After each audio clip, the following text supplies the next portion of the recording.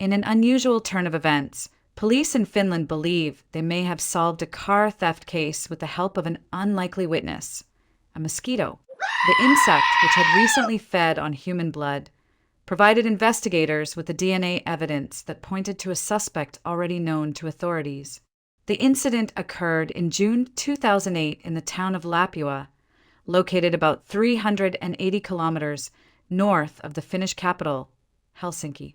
A vehicle was reported stolen and later discovered abandoned near a railway station in Seinäjoki, roughly 25 kilometers from the scene of the theft.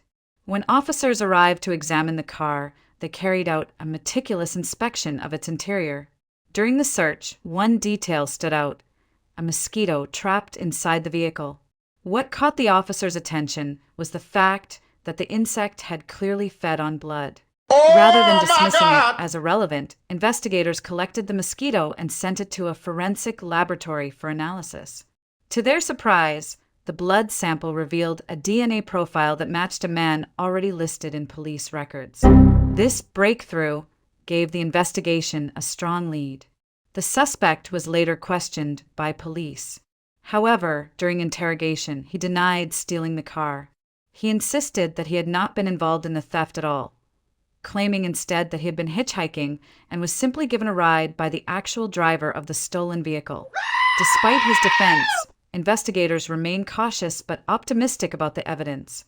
Inspector Sakari Palomäki, who is leading the case, explained that a prosecutor will now determine whether the DNA obtained from the mosquito is strong enough to press formal charges. Palomäki also acknowledged the rarity of such a discovery. While forensic teams are trained to collect even the smallest pieces of evidence at a crime scene, using insects as a source of DNA is highly unusual.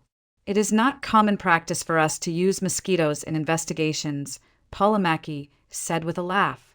In our training, no one ever told us to keep an eye out for insects when examining crime scenes.